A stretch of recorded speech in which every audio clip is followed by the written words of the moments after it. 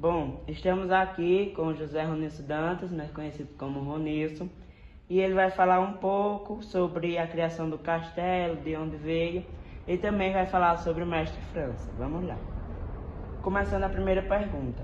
De onde veio a ideia de criar o castelo? Vamos lá. Na verdade, o castelo foi por acaso. Na minha formação, eu fiz Escola Técnica Federal do Rio Grande do Norte, fiz um curso de edificações. E, na época, na dificuldade, eu me inscrevi para fazer arquitetura, só que, para fazer vestibular para arquitetura. Só que, antes disso, chegou a uma construtora chamada Norberto Odebrecht, fez um exame de seleção para contratar técnico, eu fiz e passei. E, de antemão, eu fui embora, não consegui concluir o curso de arquitetura porque eu fui trabalhar logo.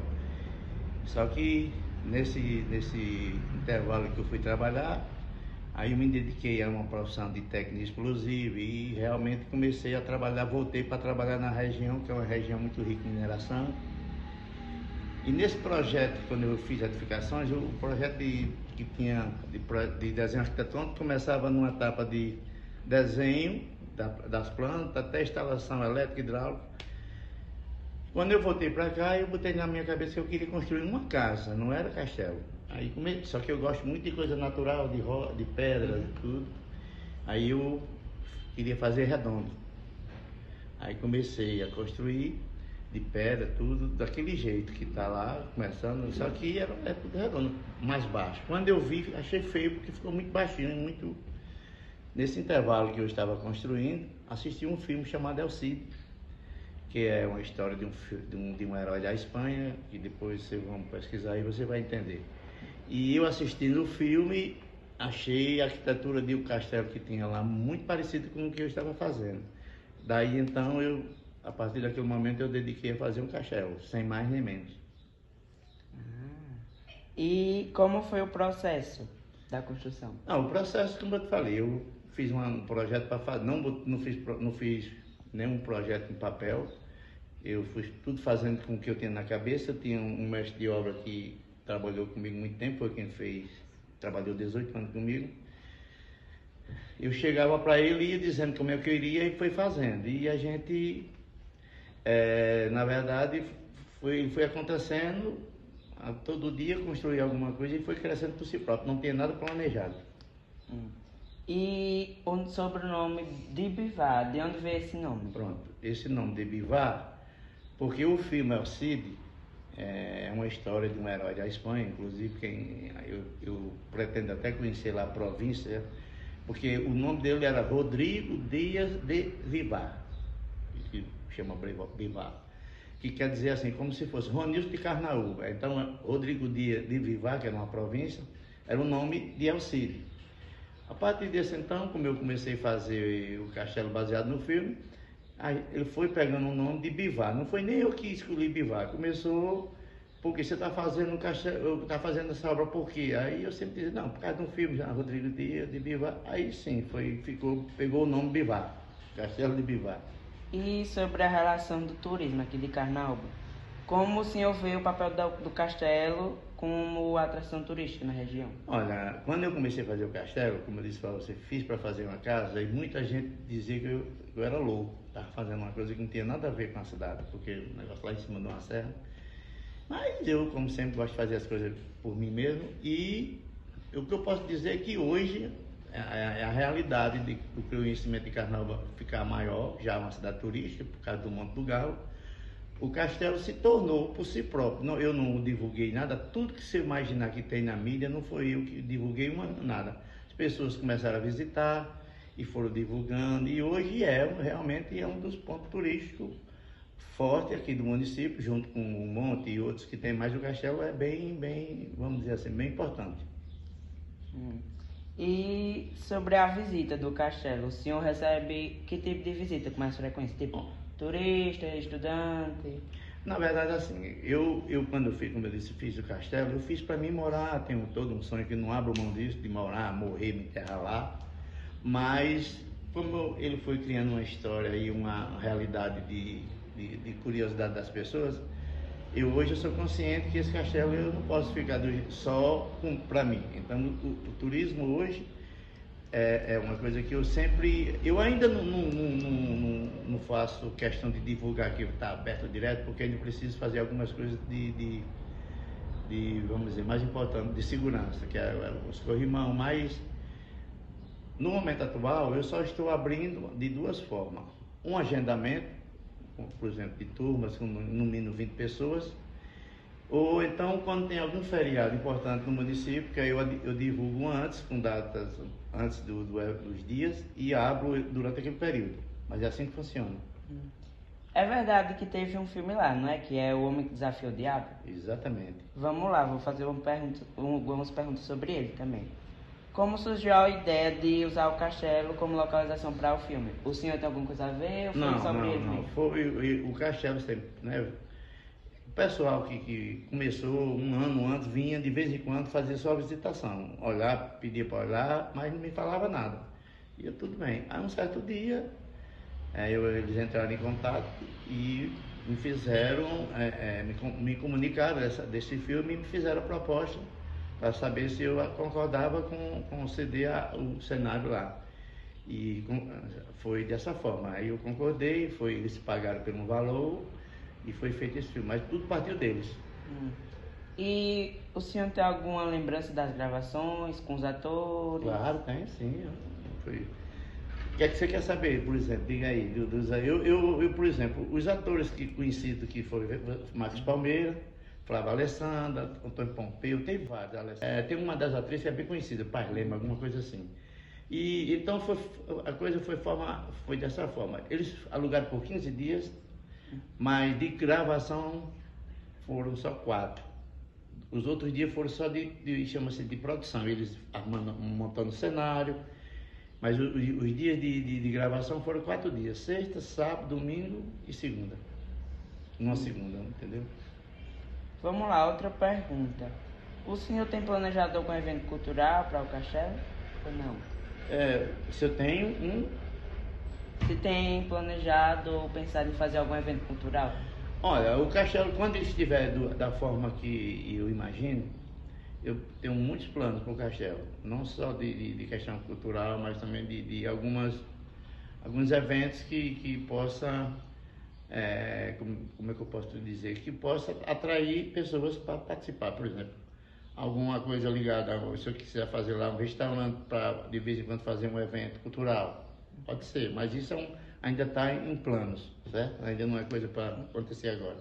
Mas com certeza sim, inclusive na época do filme, aí eu de vez em quando eu ia lá, que eu tinha acesso, um dos operadores de câmera me chamou a atenção e disse: olha, se você concluir isso aí, e se você fizer isso como um local para evento, por exemplo, para aniversário, casamento, você não imagina que quando você começar a divulgar isso, o mundo todinho vai querer, de vez em quando vai querer dar. Então você se prepara que isso aí é uma coisa... E ele falou isso aqui em 2007, eu acho que ele falou isso. De lá para cá, só porque começou através da mídia, começou a ser divulgada, criou uma importância muito grande. Muita gente já alocou para tirar ensaios fotográficos. Eu estou aberto também, por exemplo, semana passada fez, mas por enquanto só fotos. E uma pergunta que tem aqui, que é de um apelido que o senhor tem, que em muitas reportagens aparece, que é o Conde de Bivar. De onde veio esse apelido? Não, esse nome Conde de Bivar tem a ver um pouco por causa do filme, né? Que na história o Rodrigo, porque o pai de Rodrigo Dias, que era o senhor lá, era o conde. Ele era filho de um conde, mas ele era um herói da Espanha, de exército. Aí as pessoas, por exemplo, tem um padre Antenor, que ele fez um castelo ali em Caicó, e o nome do castelo é Castelo de Engadi. E uma vez ele escreveu uma carta para mim, um cartão, dizendo que ia me visitar. E botou lá, do Conde de Engadi para o Conde de Bivar. E pegou. Agora vamos fazer as perguntas sobre o mestre França. Certo. Como era o mestre França dentro de casa, como pai? O mestre França, como você chama, que para mim sempre França, é meu pai. Você imagina que quando eu nasci em 58, é um bom tempo atrás. A minha cidade era uma cidade muito atrasada, Mas o nosso pai, sou eu e mais seis, ele era um homem que na época trabalhava muito, ele ainda não era músico, ele trabalhava, era pedreiro, minerador, e já era poeta por nascença, ou seja, ele tinha um dom. Mas a minha fase já de criança sempre foi essa. Como ele trabalhava, sempre estava fora, era uma criação normal. Assim. Depois que aí a gente foi crescendo, foi tomando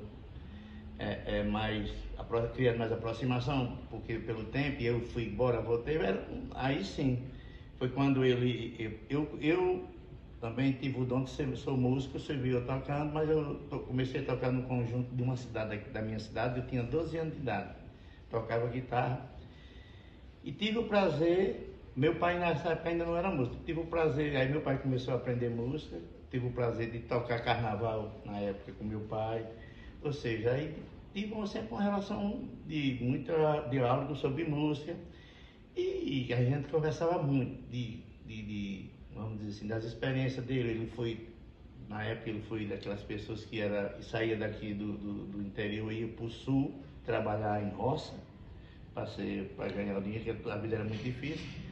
Mas quando assim, durante a convivência em casa, era uma convivência muito tranquila, muito boa, e principalmente já, vamos dizer assim, nos últimos 10 anos de vida, aí sim. Eu tive o prazer de muitas vezes ele mora na Liputada de Guaxela e ficava boas horas da tarde conversando de tudo que você imaginar. Qual a lembrança mais marcante você tem dele como poeta e músico? Eu tenho várias, porque assim, como eu te falei, eu comecei tocando música, a primeira experiência foi tocar um carnaval, eu bem pequeno com ele tocando também junto. Isso foi uma das primeiras experiências. E depois foi ele se dedicando estudou com o mestre Felipe Lúcio, e depois eu vi ele se tornar um maestro da banda da minha cidade, e veio ele realizar o sonho dele. O que você aprendeu com os ensinamentos e os conselhos do seu pai? Meu amigo, se eu for dizer aqui, são todos os que eu tenho, aprendi com os ensinamentos, da forma de como eu enxergava e via ele agir, eu acho que eu herdei tudo isso. Então são coisas que a gente eu aprendi vendo ele como espelho. Como você vê a dedicação dele à cultura de Carnaúba dos Dantas? Isso aí eu posso dizer porque eu convivi com ele e eu sei do entusiasmo que ele tinha de fazer isso. Ele fazia os poemas, no passado, além dos livros que ele escreveu, tinha uma coisa que ficou muito marcada, era o atestado do Judas, que era uma experiência que ele com outros amigos passavam o ano coletando algumas, entre aspas, bobeiras das pessoas da cidade que fazia, e no dia do Judas ele fazia um poema onde contava tudo isso.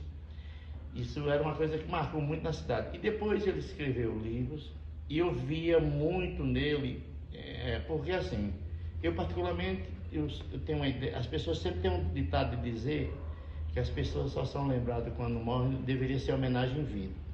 Eu não faço muita questão, até porque eu acho que na época do meu pai, as pessoas ainda não tinham não tinham conhecimento da capacidade dele. Então, eu muitas vezes eu via ele um pouco chateado porque as coisas não eram do jeito que ele queria. Assim, ter mais,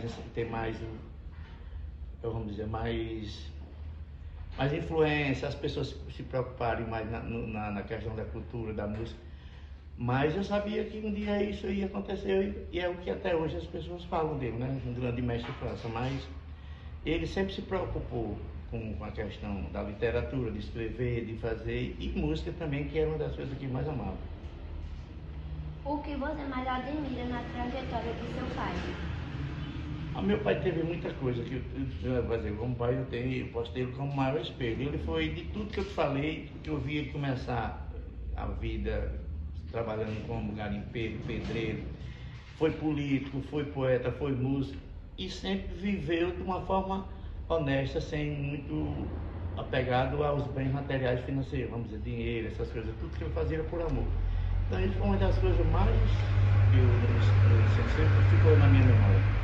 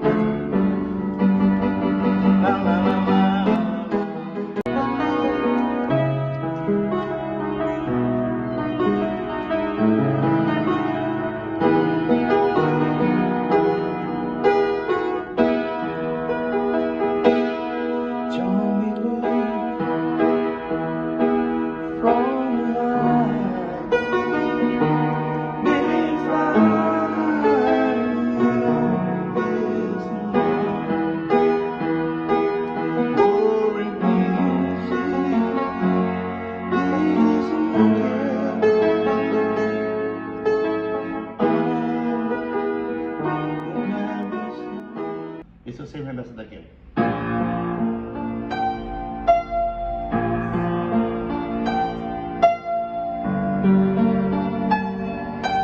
Lembra? Freddie Mercury? Porque você... Aquela... Como é o nome daquela? Mariana conta 1, Mariana conta 2.